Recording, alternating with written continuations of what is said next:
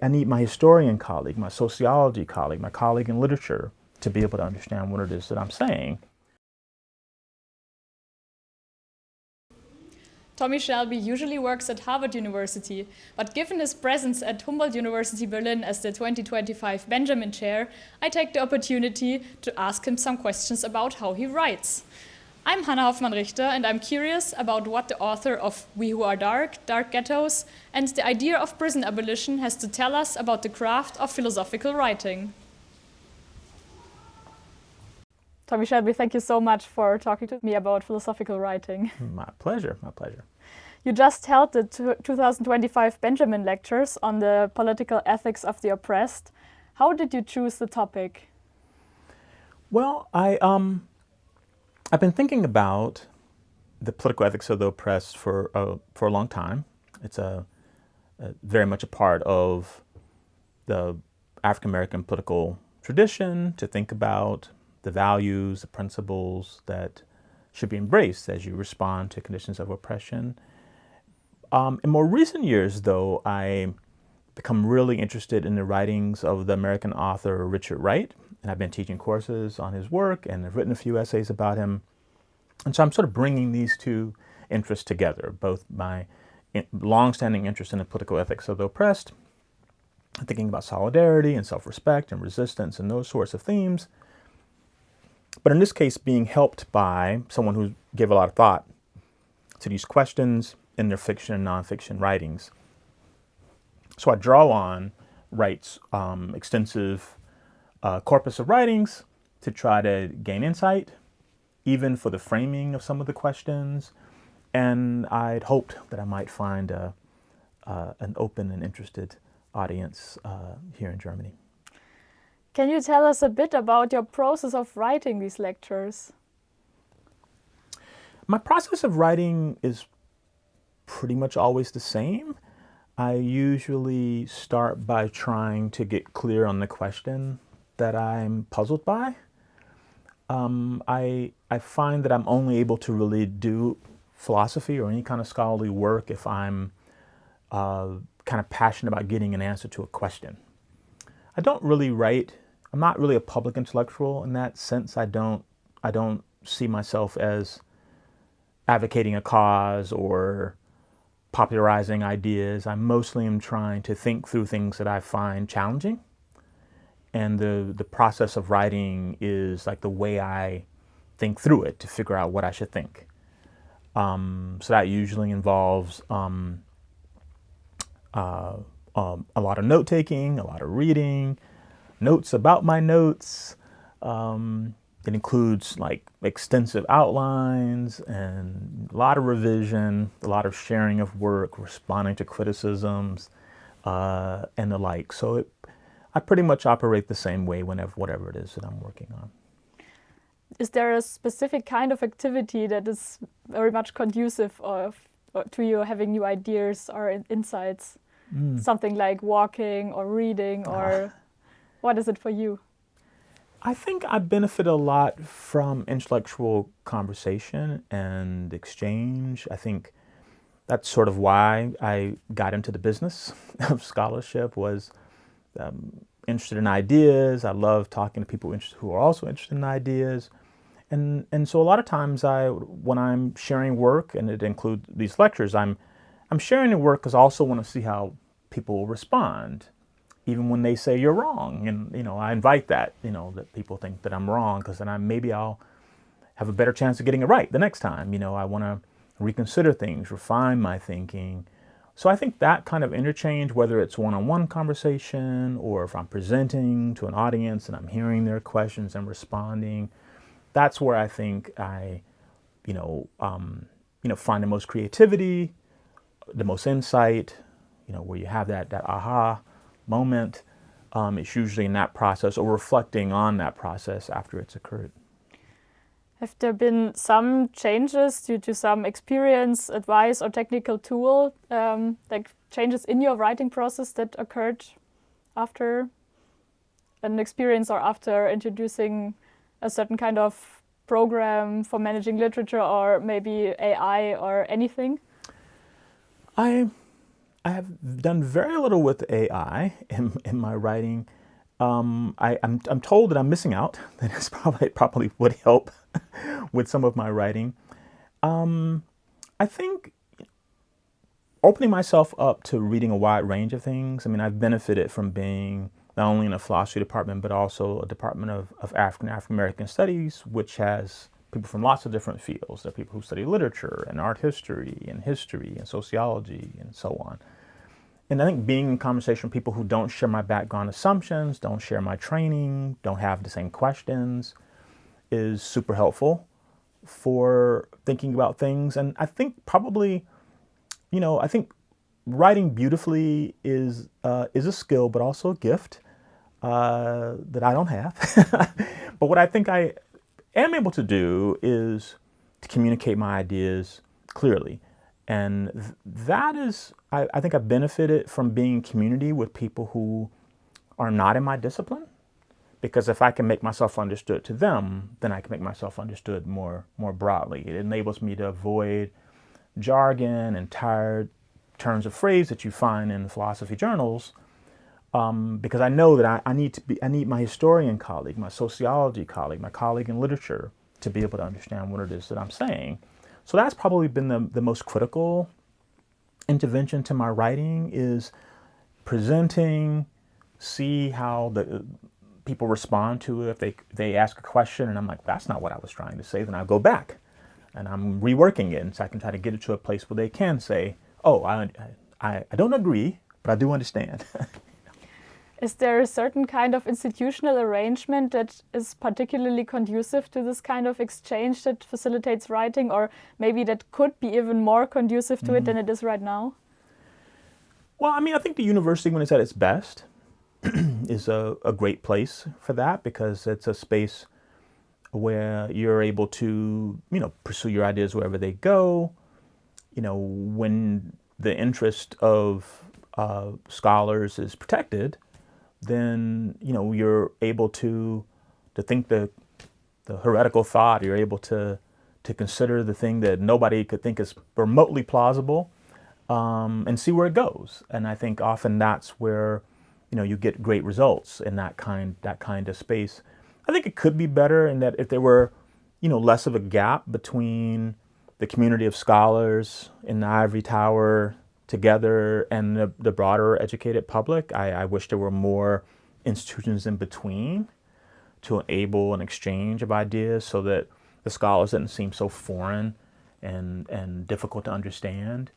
I don't know if that's a matter of having more fora where scholars present their ideas to a broader public, or whether you need more journalists who do explanatory journalism, where they're able to understand what the scholars are doing, and then they kind of convey that, translate that to a broader public. I think that would be better. I mean, you just gave the Benjamin lectures. It's kind of a very large format where you could directly speak to many people from Berlin. I think 2,000 people fit in the room. Has there been some engagement during these lectures, maybe from the questions or from the time directly afterwards, that stuck in your mind or that you found intriguing? Well, I mean, the first thing I would say is these are probably the largest audiences I've ever spoken to. Maybe that's a credit, I would say, to the Berlin community, that they can bring together people, because normally, one reason I already gave, that scholars talk to each other and often the public is not interested or can't understand what we're talking about. But also philosophy generally is not very popular, and people are not that interested in it, but there seems like there is a public in Berlin that is interested in philosophical ideas and has an appetite for that, and enough they can come on a sunny Friday at 6 o'clock to listen to me talk about them, which is kind of amazing. I can never imagine this happening in the United States anywhere. I mean, I think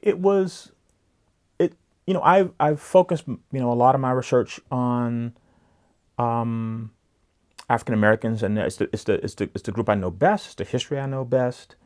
I know the social scientific research on that group the best. It's also probably the most studied ethnic group of any ethnic group in the world. So it's a and has been at times a kind of model for understanding how a group that's been oppressed over many generations responds and lives and tries to get itself free. But it's been interesting to be in a context where that set of concerns are not the central ones, and to think about interesting analogies with immigrant populations from surrounding areas. How are they similar? How are they different? Even to think about the condition of African Americans in relation to Jewish people was things I've thought about in the past. But I think being in Berlin naturally, one reflects on these comparisons even more, and I may do so more in the future. You drew a lot on the Black radical tradition, and I was wondering, because it's rich in literary genres and also in philosophical genres. You mentioned Richard Wright. What kinds of philosophical writing inspired you the most from that tradition, also in terms of how it is written, and maybe also something that academia could learn from more broadly? So I think the Black radical tradition, just by its nature, is got to be a multi-genre form of writing and exchange of ideas. These are most of the people who are not academics. There are some academics in it, like W.B. Du Bois, but most, or Angela Davis, there are a few people who have played that role. But the vast majority of people who are in that tradition were not trained to be academics, were never academics. But they are writers and artists and intellectuals. And they, are not going to write a theoretical treatise. They're not going to write an academic essay, but they do write essays.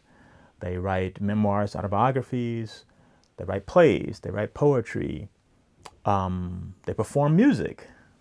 They create art, and so on. And those can be places for the exchange of ideas as well. And I think that that's consistent with even the broader Western philosophical tradition, because I do think philosophers have attended to things written in other forms other than in a treatise or an academic article. So in that way, I think it should be familiar. I think because of the professionalization of philosophy, that kind of engagement just happens much less. The professionalization of philosophy has led to people, almost all the exchange of ideas is happening in the form of an academic book or a journal article. So that's a bit of a loss, I think, to not have other ways of getting your ideas across. It also limits the possible audience because most people aren't going to read those things. So I think having a place for writing first-person memoir, I think it would be great because it's an old form, and a form that's often used in philosophy would be a great way to go at things. Most academically trained philosophers probably can't write a novel worth reading, so I wouldn't necessarily recommend that as a general strategy. But there are philosophically minded people who are able to write fiction and literary nonfiction, and who are worth engaging and thinking about their work. And I think that the Black radical tradition is one place, not the only place, but one place where you see that played out in a productive way. When you think back to your own history of writing philosophical texts, is there something that you would like to tell your earlier self, maybe you as a freshman, about philosophical writing? Wow.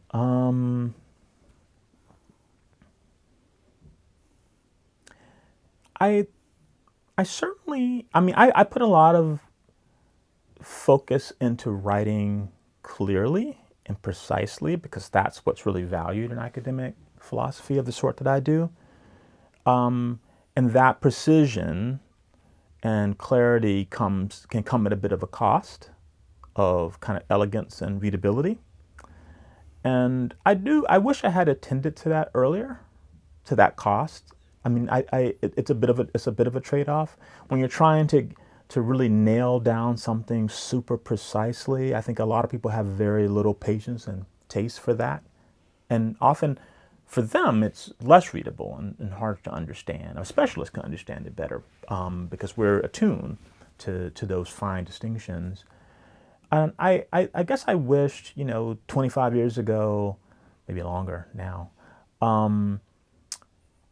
I had just been reflective about that choice each time I made it. Some of it, as I mentioned before, was helped by the fact that I'm in a multidisciplinary department in addition to being in a philosophy department.